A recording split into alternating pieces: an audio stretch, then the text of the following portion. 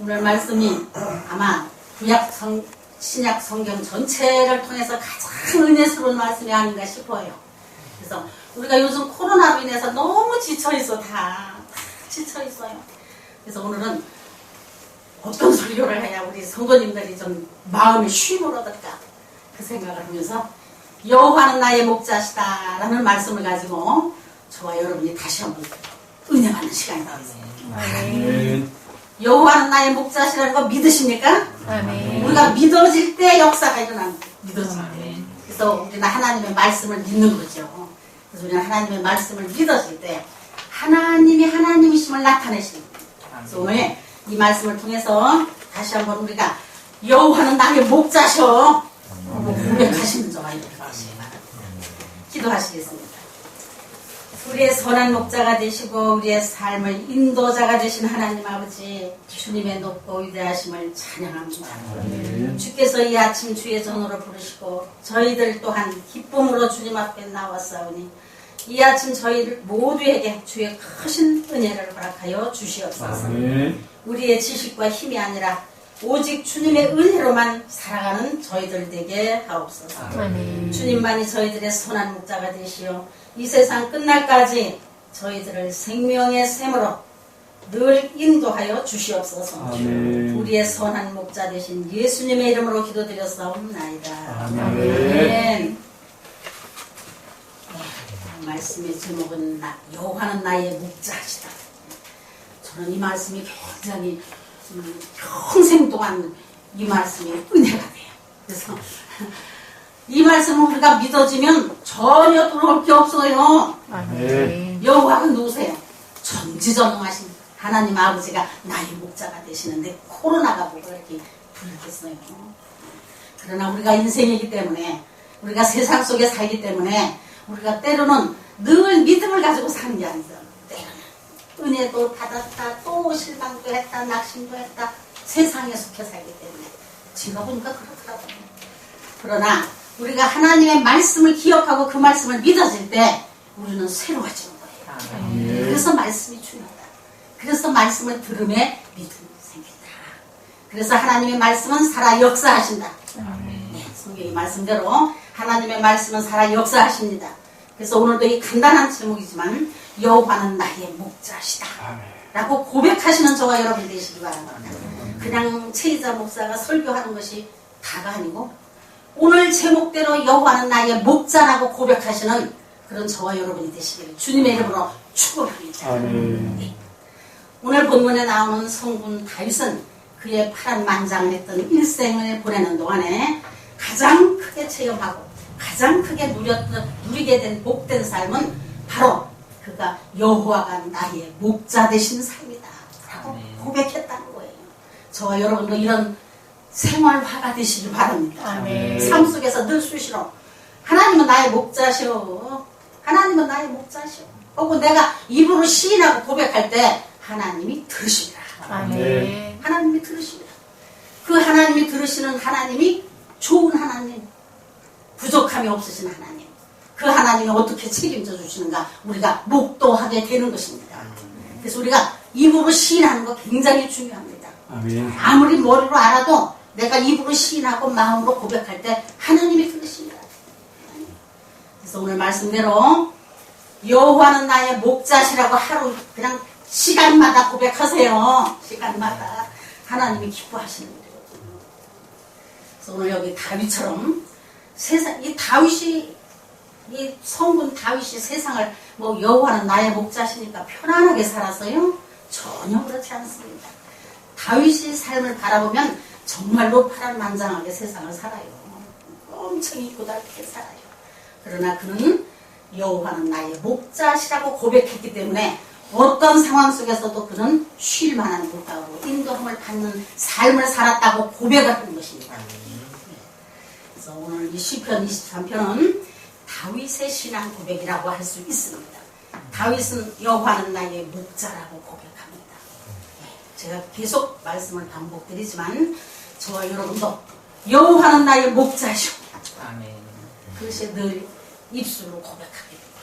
하나님이 기뻐 받으시고 책임져 주시는 거예요. 하나님. 우리가 입술로 고백하고 마음으로 시인하고 고백할 때 하나님이 책임져 주시는 거예요. 아멘. 머리로 아무리 알아도 내가 고백 안 하면 하나님도 그냥 그 상태에서만 보시는 거죠. 근데 내가 고백하잖아. 여호와는 나의 목자세요. 하나님은 나의 목자세요. 혹은 내가 고백하면 하나님이 들으심으로 책임을 져주시는 거예요. 그래서 우리 성도님들이 힘이 나는 거죠.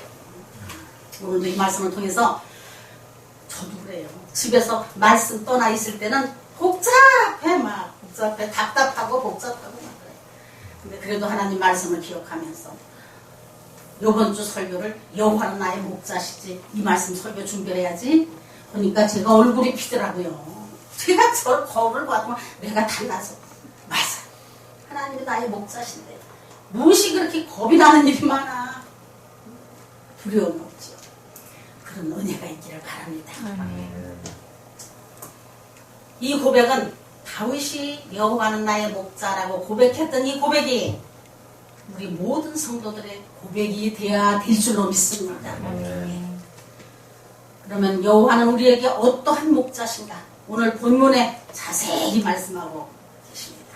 그래서 오늘 본문을 살펴보면서 여호와는 어떤 목자신가? 우리에게 첫째로 보니까 부족함이 없게 하시는 목자시다. 본문 1절 하반절에 보니까 여호와는 나의 목자시니 내게 부족함이 없으리로다. 우리가 인생을 살면서 부족함 때문에 만족이 없지요. 무엇이든지 모자라서 만족이 없어요. 뭐든지. 그런데 어떻게 해요? 오늘 주님이 말씀하신 말씀대로 여호와는 나의 목자시니 내게 부족함이 없다고 다시 고백합니다. 저와 여러분도 이런 부족함이 없는 삶을 사시기를 바랍니다. 아멘. 세상 거 다 가져도 부족한 게 있더라고요. 근데 세상 거 없어도 하나님 앞에 은혜 받으면 부족한 게 없어요. 우리 다 체험하시죠? 신앙생활 오래 하시니까 다 신앙생활 속에서 체험을 하는 일들이에요. 그래서 하나님 말씀을 기억하고 하나님 앞에 은혜 받으면 부족한 게 없지요. 뭐가 부족해요? 늘 충만하죠. 근데 어떻게 해요? 하나님 말씀을 떠나서 내가 세상을 바라보면 다 부족해. 만족이 없으면 안 돼요. 그래서 우리가 신앙생활 중요하다는 것이죠. 그래서 신앙생활이 중요합니다. 네, 첫째로 부족함이 없게 하시는 목자시다. 부족이란 말은 궁핍, 가난, 모자람 등을 나타내는 말로서 이것은 인간에게나 지니고 있는 미약성, 무지성, 부족성을 표현한 말이기도 합니다. 우리 인간은 아는 것보다 모르는 것이 더 많고 할 수 없는 일이 더 많은 그야말로 역부족인 삶을 살며 비약하기 이를 데 없는 인생인 것입니다. 그래서 우리나라 어르신들이 그런 말을 하시더라고. 평생 배워도 못 배워. 작은 것 하나라도 모르는 게 너무 많더라고요. 그래서 내가 맞아. 평생 배워도 다 못 배워. 그렇게 부족하다. 우리 인간이 미약성과 무지성과 부족성이 그렇게 많다는 것입니다. 요한계시록 2장 17절에 보면 라오디아 교회를 향하여 지적하신 말씀을 보면 네가 말하기를 나는 부자라 부요하여 부족한 것이 없다 하나 네 곤고한 것과 가련한 것과 눈먼 것과 벌거벗은 것을 알지 못하는도다. 내가 내 자신을 알지 못한다. 그렇죠? 라고 말씀을 하셨습니다. 사실 우리 인생의 목숨이란 초계와 같은 것이고 모든 육체와 그의 영광도 한 포기의 풀과 같아서 쉽게 시들고 많은 것이라는 거예요. 그러므로 인생의 참 만족이란 인생 자신 편에서 생산되어 나오는 것이 아니라 오직 만복의 근원 되신 하나님께로부터 부여지는 은혜와 축복인 것입니다. 믿으십니까? 내 힘으로 만족이 되어집니까? 안 되죠. 그러나 우리가 하나님 말씀에 은혜 받고 하나님 앞에 은혜 받는 걸 내가 깨달아질 적에 어떻게 해요? 은혜와 축복이다. 부족이 없다는 거, 부족이 없다는 거. 그래서 하나님께로부터 부여지는 은혜와 축복이다. 그것이 그냥 내 힘으로 되는 게 아니다. 내 힘으로 내가 만족한 삶을 살 수가 없다는 것이죠. 하나님이 주셔야 된다. 하나님 앞에 은혜 받으면 부족한 게 없다. 그러므로 여호와를 자기 하나님으로 삼는 사람은 누구나 영혼의 만족을 누릴 수 있게 되며 정신적 또는 육신의 생활에도 안정과 평강 속으로 반드시 인도함을 받게 되는 것입니다. 무엇이? 하나님을 나의 하나님으로 삼는 사람. 그분은 나의 아버지야. 하나님은 나의 아버지. 그분이 나의 아버지인데 무엇이 부족하겠어요? 하나님에 대해서 우리가 날마다 알아가는 거죠. 그 전지전능하신 하나님, 없는 것을 있게 하시는 하나님, 그 하나님이 나의 아버지로 삼고 모시고 사는 자에게 어떻게 해요? 평강 속으로 반드시 인도함을 받게 된다. 마음의 평강이 온다는 것이죠. 육신의 생활도 안정도 평강 속으로 인도함을 받게 되는 것입니다. 이게 얼마나 중요한 건지. 이는 바로 인생의 모든 부족함을 하나님께서 친히 담당하여 주시며 제거하여 주시기 때문이다. 맞습니다. 하나님이 제거해 주시기 때문에 우리 마음의 평강의 삶을 사는 거지. 뭐가 갑자기 웃다가 있어집니까? 그게 아니죠. 그러나 하나님이 은혜를 주시니까, 하나님의 은혜를 주시니까 부족하면 거예요. 하나님의 은혜를 주시니까 부족하면 그냥 감사와 찬송이 나오는 거죠. 감사와 찬송. 그래서 은혜 속에 살게 되는 거죠. 우리 성도님들은 은혜 속에 살아야 돼요. 아멘. 노력해야 돼. 그래서 우리는 늘 하나님 앞에 은혜 받기를 사모하시기 바랍니다. 아멘. 그래서 하나님 앞에 은혜 받기를 사모하고, 하나님 앞에 더 가까이 가기를 사모하고, 하나님은 나의 목자라고 고백하고, 하나님은 나의 아버지라고 고백하고. 저는 제가 자랑하는 거 하나 딱 한 가지는, 아침에 일어나면 뭘 털어놓느냐? 나의 하나님. 장로님 하나님도 아니고 집사님 하나님도 아니고 나의 하나님. 우리가 하나님 앞에는 욕심을 가져야 돼. 하나님은 다른 사람 하나님 아니에요. 나의 하나님, 나의 하나님. 그래서 딱 그 찬양 틀어놓고 아무리 바빠도 난 그 찬양을 한 곡 불러드리고 다른 일을 해. 나의 하나님, 나의 하나님. 잘하는데 또 안 나오네. 이 찬양을 꼭 불러드리고 운동을 가도 가고 일을 해도 하고 하나님이 들으십니다. 아멘. 그래서 내가 이렇게 또 돌아보면은 정말 하나님이 나의 인생의 모든 것을 책임져 주시는 걸 내가 느껴지게 돼요. 아멘. 정말 하나님은 살아 역사하셔. 나는 이걸 증거해야 되는데 나만 누리는 것도 하나님 앞에 죄스러우니까 이걸 증거해야 돼. 그래서 때로는 요 스마트폰에다 그 찬양을 틀어가지고 운동할 때 갖고 다니면 이제 이렇게 누군가가 틀으라고. 그래서 우리는 하나님을 나의 하나님으로 모시고 사는 사람들에게는 어떻게 해요? 영혼의 참 만족을 누릴 수 있다. 그게 굉장히 중요합니다. 믿음이 다른 게 아니에요. 나의 참 만족을 누릴 수 있는 게 그게 행복이지요. 교회 아무리 열심히 맨날 갔다고 해도 내가 참 평안을 내 마음에 누리지 못한다면 허송세월을 거예요. 그래서 우리는 말씀을 붙잡고 매달려. 말씀 붙잡고 씨름을 해야 돼. 씨름. 하나님 약속하셨잖아요. 하나님 약속하신 대로 내게도 평안해 주세요. 하나님 약속하신 대로 내게도 축복해 주세요. 깨달아지게 해주세요. 보고 그냥 하나님 앞에 떼를 쓰면 하나님도 떼를 쓰는 자를 어떻게 못하시더라고. 내가 하나님을 알기 위해서 떼 쓰는 건 하나님이 기뻐하시는 거예요. 그래서 우리가 날마다 전진하시기 바랍니다. 아멘. 그냥 있는 것이 아니고 하나님은 우리가 전진해 나가는 걸 기뻐하세요. 그래서 어찌됐든지 오늘도 말씀을 통해서 여호와는 나의 목자시라고 고백했니. 다른 때는 내가 예배를 안 했는데 요 설교 듣고 나니까 정말 하나님이 나의 목자시네. 하루에 계속 생각나는 대로 고백하세요. 고백하세요. 하나님이 들으십니다. 그래서 우리가 삶 속에서 정말로 하나님이 주신 특권을 누리며 사는 거죠. 하나님이 주시는 특권을 누리는 게 성도지. 그 누리는 것이 어떻게 해요? 더 가까이 하나님을 나의 하나님으로 모시고 살 때 하나님께서 반드시 나의 육신의 생활에도 안정과 평강 속으로 반드시 인도해 주신다고 약속하셨습니다. 네. 그래서 우리는 말씀을 따라 순종할 때 역사가 일어납니다. 많은 거 알아들으려고 하지 마시고 오늘도 그냥 내가 뜨듬뜨듬 말을 하지만은 여호와는 나의 목자시되 고백하라. 그 말씀을 꼭 기억하시고 시시때때로 고백을 한번 해보세요. 그러면 이후에 제가 여기 서론적으로 이야기한 것이 내 것이 돼요. 내 것이. 그래서 그게 느껴지는 거예요. 아, 이게 정말로 하나님의 말씀이 살아 역사하시는 거구나 하는 간질거리가 생겨요. 이런 은혜가 충만하시길 축복합니다. 두 번째 보니까 여호와 하나님은 우리를 푸른 초장에 누이신다고 2절에 기록되어 있습니다. 푸른 초장이란 말은 푸른 꿈과 비전 그리고 생명이 약동하는 하나님의 은혜의 초장으로 의미하는 말입니다.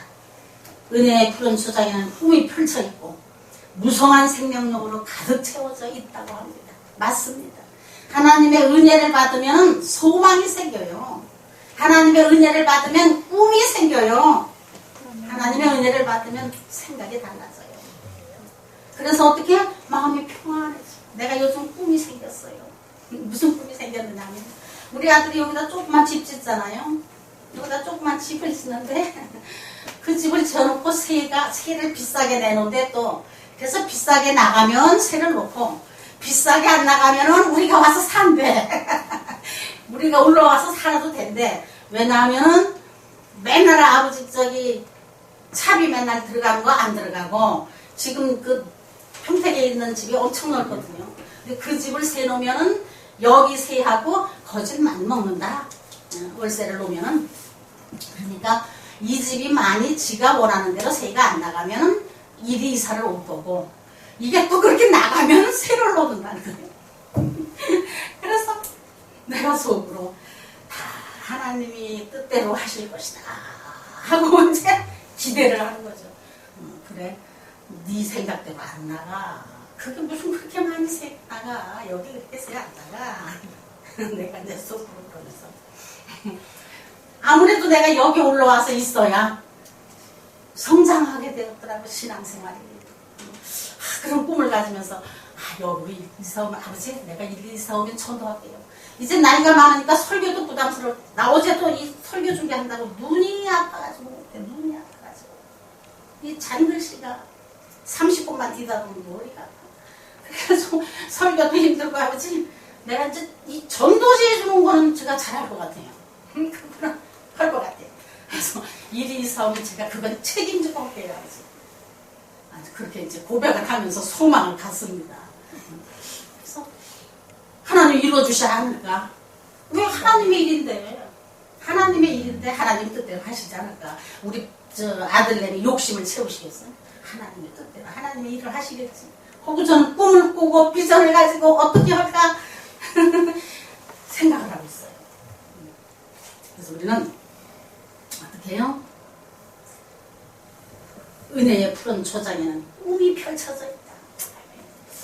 하나님의 은혜 속에 들어가면 어떤 생각이 나요? 하나님 앞에 칭찬받을 꿈이 생긴다는 거예요. 꿈이.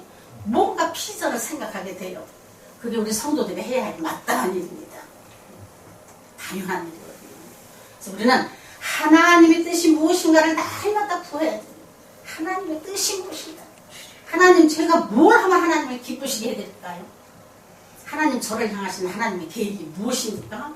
라고 저는 물어보는 것이 굉장히 중요하다는 거예요. 그래서 그것이 어떤 때 생각이 나느냐? 이렇게 은혜의 푸른 초장에는 꿈이 펼쳐있고 무성한 생명력으로 가득 채워질 때 우리의 생각이 달라진다는 것입니다. 근데 이것을 어떻게 해요? 믿음으로 고백할 때 하나님을 나의 하나님으로 모시고 그 하나님이 나의 목자시라고 고백할 때 어떻게 해요? 푸른 초장 위에 인도하시는 걸 내가 느껴진다. 내가 느껴집니다. 그래서 내가 그런 느껴지고 평안을 소유하고 느껴질 때 어떤 생각이 납니까? 꿈이 그려지는 게 꿈이. 어떻게 할까 하는 것이 그려진다는 것이죠. 요즘 저는 그 꿈에 부풀어 있어 지금. 내년 봄에는 이사를 간다니까 이제 땅도 아직 안 팠는데 거기 부풀어 있어.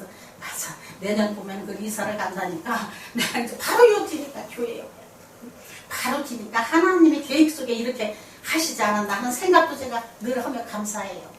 나 이 집 살려고 생각도 안 했는데 갑자기 이 집을 사게 만들어가지고 여기 이렇게 이제 또 뒤로 나를 끌어다니다 놓으시네. 그래서 이제 하나님의 계획 속에 이루어지는 것이다. 믿든지 안 믿든지 우리 아들한테도 맨날 하나님이 축복이지 하나님이 주신 것이다. 짜증을 내든지 말든지 제가 그래요. 근데 어찌됐든 우리가 하나님의 은혜 속에 있기를 원하신다면 어떻게? 하나님이 나의 목자라고 고백하고 시인하고 더 하나님 앞에 가까이 갈 때 이런 은혜가 있는 것입니다. 일주일에 한 번 교회 마당 밟았다고 하나님의 은혜 속에 사는 거 절대 아닙니다. 우리는 시시때때로 하나님의 은혜 속에 살기를 사모하시기 바랍니다. 아멘. 이와 같이 소망이 넘치는 하나님의 푸른 초장에 거한 자들은 언제나 기쁨의 노래가 있게 되고 인생의 온갖 수고로운 멍해와 굴레가 벗겨지고 은혜의 초장에 누이심을 받게 된다. 온갖 수고로운 멍해와 굴레가 벗어지게 된다. 우리가 무엇으로 인생살이의 수고와 멍해를 벗어집니까? 아무리 제가 생각해도 다른 방법은 전혀 없더라고요. 다른 방법은 인간의 힘으로는 절대 벗을 수가 없어요. 그런데 어떻게 해요? 하나님의 은혜 받으면 벗겨서 그냥 하나님 앞에 은혜 받으면 그냥 아무리 우격쌈을 한 것도 그냥 벗겨주구만. 언제 그랬던가 싶기도 하고 또 그냥 감사가 넘치니까 눈물이 나오고 그 눈물이 뭐 기쁨의 눈물이죠. 근데 세상 것으로서 나의 수고와 멍해와 굴레가 벗겨지는 일은 전혀 없더라고요. 되는 일이 없더라고요. 아무리 벌벌 떨고 키운 자녀도 별로 그런 건 못하더라고요. 없더라고요. 그래서 정말로 하나님의 말씀은 진리시다. 정말로 하나님의 말씀은 살아 역사하신다. 정말로 하나님의 말씀은 나를 인도하시는구나. 하나님은 정말 나를 사랑하시네. 하는 것이 저절로 나오게 됩니다. 고백이 됩니다. 그것이 은혜의 생활입니다. 그래서 우리가 날마다 은혜받기 사모하시기 바랍니다.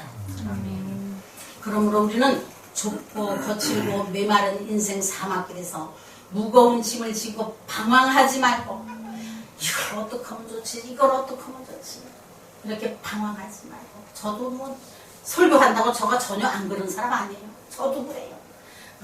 하루 종일 집에 있으면 막 갑갑하고 답답하니까 이 코로나 때문에 어디 가지도 못하고 답답해 죽겠네 정말로. 하고 때로는 낙심하고 좌절하고 할 때가 많죠. 그런데 어떻게 해요? 오늘 이 말씀이 뭐라고 그래요?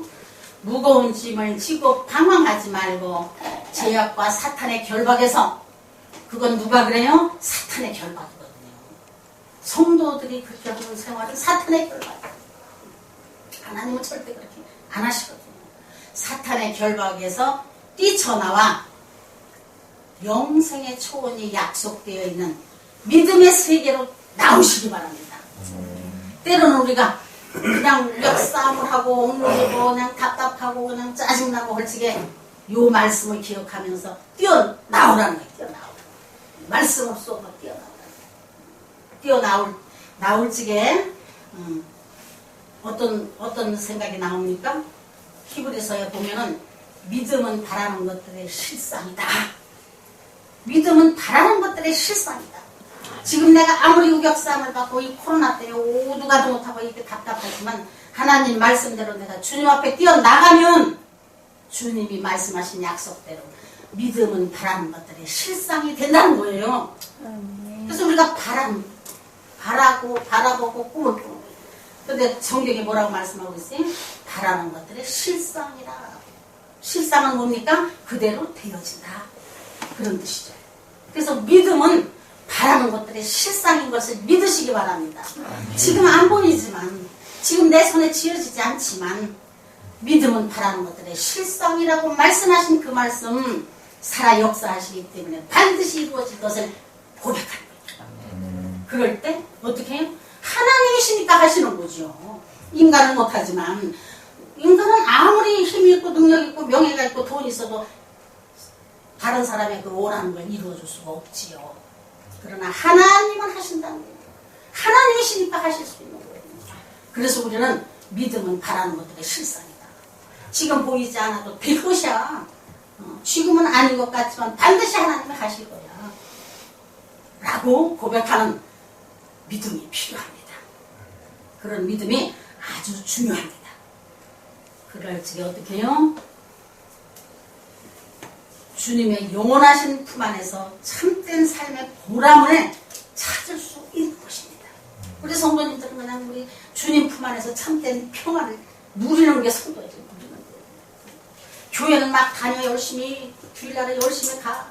교회 안 가는 시간은 맨날 세상과 싸워가지고 찌들고 옹물리고 무격싸움을 해가지고 씨름을 하고 들어놓고 나 죽었다고 하면 신앙생활 하는 게 아니라는 것이죠.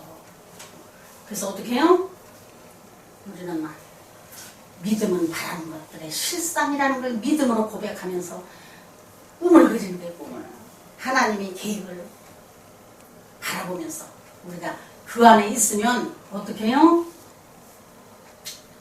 보람을, 참된 삶의 보람을 찾을 수 있다는 것입니다. 그런 저와 여러분이 되시기 바랍니다. 네. 그래서 날마다 하나님이 주시는 그 축복 속에서 누가 억누르고 코로나가 어떤 일이 있다 하더라도 우리는 늘 찬양이 나와요. 찬양. 감사의 찬양이 나와야 돼요. 이것이 바로 우리를 향하신 하나님의 뜻입니다. 우리가 이렇게 사는 걸 하나님이 원하시는 거예요. 하나님의 뜻은 다른 게 아니라 성도들이 감사하고 기뻐하고 살아가는 거예요. 범사에 감사하게 살아가는 거예요. 안 되는 일도 감사하면 감사의 조건으로 바꿔진다. 그게 믿음이다. 그게 하나님이 하시는 일이다. 그걸 강조하시는 말씀이에요. 그래서 이것은 우리를 향하신 하나님의 뜻이다. 그래서 우리는 항상 기뻐하시고 사시기 바랍니다. 감사하시고 사시기 바랍니다. 어떤 상황 속에서도 감사하시기 바랍니다. 세 번째 보니까 여호와 하나님은 우리를 쉴만한 물가로 인도하여 주시는 목자이시다. 쉴만한 물가로라는 말은 목마름이 없는 참된 안식처를 의미하는 말입니다. 마음과 육체의 안식이 없는 사람은 어떻게 해요? 정서가 삐뚤어지고 메마르고 성격이 삐뚤어지고 과로와 쇠약으로 쓰러지게 된다. 어떤 사람이?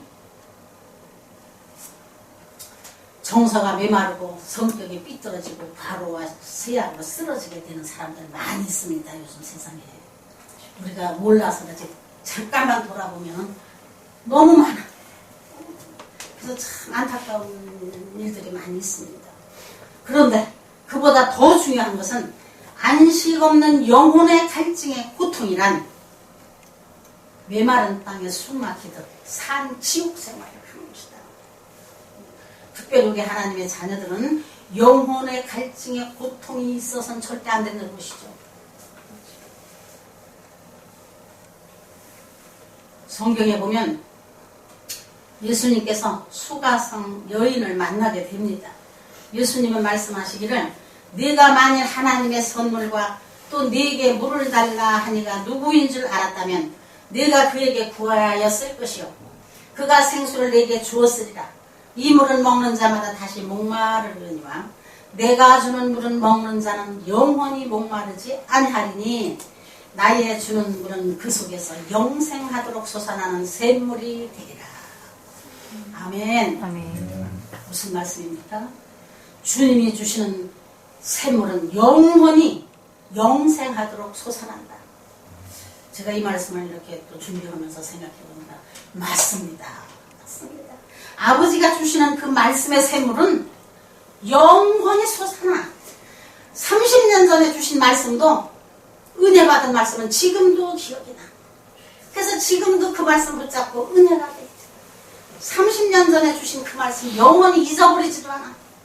그 말씀을 다시 한번 되새기면서 은혜가 돼. 때 그 말씀 주셨지? 맞아. 그 말씀 주셨는데 정말 하나님이 그대로 인도해 가시네. 하나님이 그대로 지켜 가시네. 감사. 또 감사. 제가 시편 12편에 말씀이 30년 전에 주신 말씀. 근데 그 말씀을 지금도 그대로 이루어 가시는 걸 제가 느껴집니다. 날마다 그 말씀이 그대로 되네. 주님이 약속하신 말씀대로 정말 하셨네. 근데 내가 정말 주님 앞에 하질 못하네 아무것도. 그리고 때로는 굉장히 죄송스러울 때가 많이 있어. 이 말씀을 기억하면. 그래서 이 말씀을 기억하면 지금도 눈물이 쭉. 제가 한번 읽어드릴게요. 여호와의 말씀에 가련한 자들의 눌림과 궁핍한 자들의 탄식으로 말미암아 내가 이제 일어나 그를 그가 원하는 안전지대에 두리라 하시도다.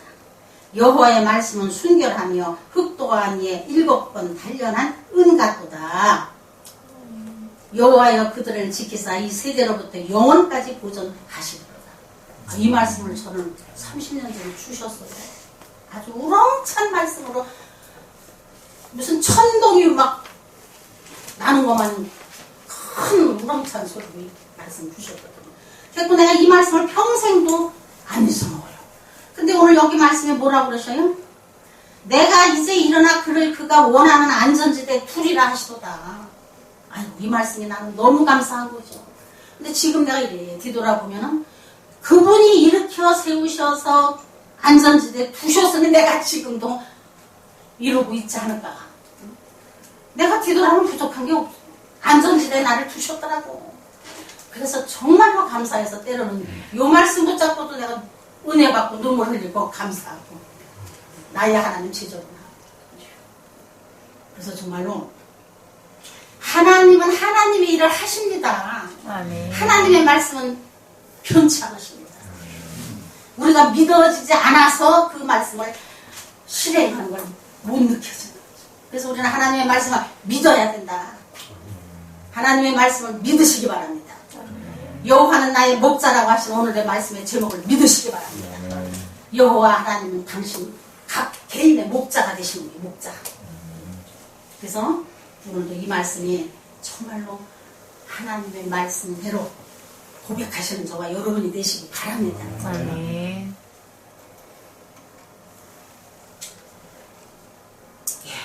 인생은 누구나 목마르고 숨막히는 세상을 살아갑니다. 그러나 하나님 앞에 나오는 자는 누구나 그 심령 속에 영생의 샘이 흐르게 되고 쉴 만한 물가로 인도함을 받게 됩니다. 하나님의 말씀은 제가 방금 얘기했지만 30년 전에 주신 말씀도 지금도 살아 역사하셔서 시시때때로 샘솟는 동안 내 속에서 역사하시고 그 말씀 때문에 희망이 생기고 용기가 생기고 꿈이 생기고 위로를 받고. 맞아. 내가 뒤돌아보니 정말 하나님이 하셨네. 고백하게 되는 것입니다.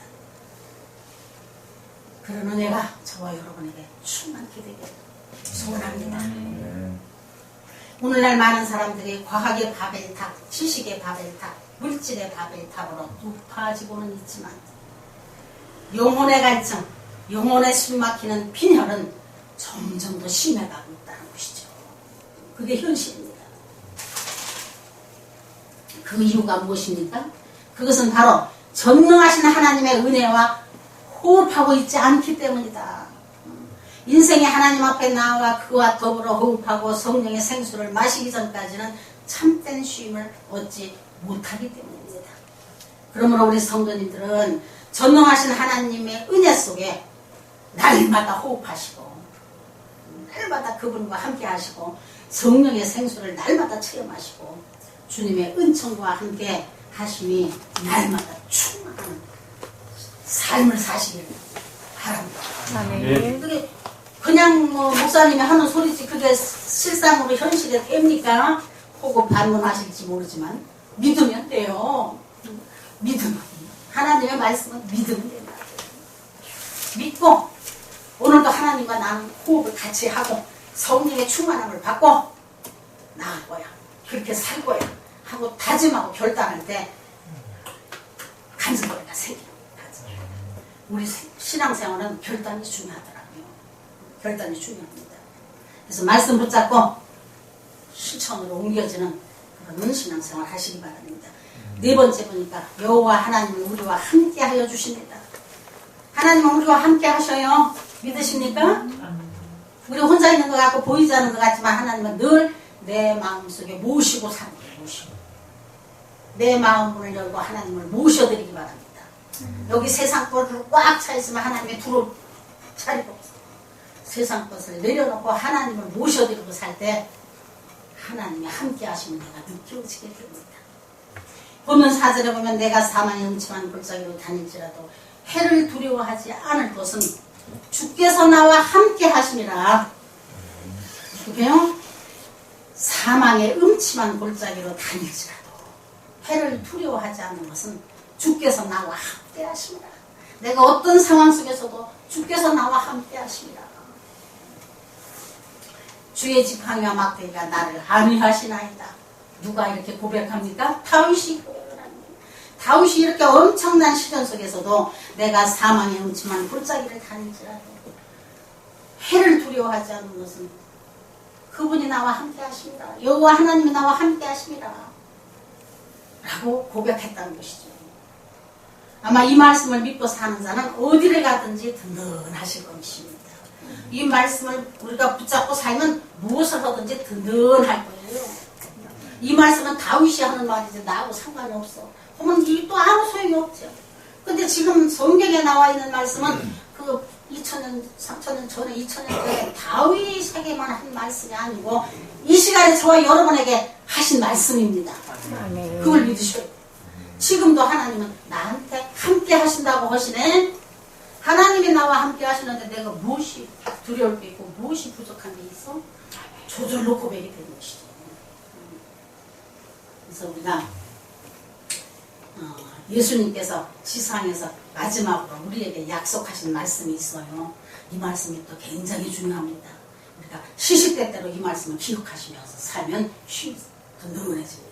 어떻게 해요? 내가 세상 끝날까지 너희와 항상 함께 있으리라. 마태복음 28장 20절에 말씀하셨습니다. 하나님의 말씀을 살아 역사하신다고 번번이 제가 얘기하지만 이 말씀 붙잡으시면 우리가 두려울 게 없는 거죠. 어떻게 해요? 내가 세상 끝날까지 각자에게 끝나는 날이 있어요. 각자에게 세상 끝날까지 어떻게 너희와 항상 함께 있으리라. 하나님의 말씀은 1.1획도 변치 않는다고 성경에 기록되어 있습니다. 그래서 이 말씀은 다른 사람 말씀이 아니고 저와 여러분 각자에게 주신 말씀이에요. 각자에게. 세상 끝도 세상 끝이지만 나의 끝을 말씀하시고 내가 끝나는 아버지 나라 가는 그날까지 함께 하신다고 약속하신 말씀입니다. 이 말씀을 붙잡으시면 아마 넉넉해지실 거예요. 우리 하나님은 항상 우리와 함께 하여 주시는 목자이십니다. 목자. 하나님은 우리의 부족을 채우시고 우리를 인도하시며 우리와 함께 하십니다. 우리의 목자 되시는 하나님을 우리가 영원토록 믿고 의지하여 항상 승리하시는 저와 여러분이 되시기를 주님의 이름으로 축원합니다. 아멘. 기도하시겠습니다.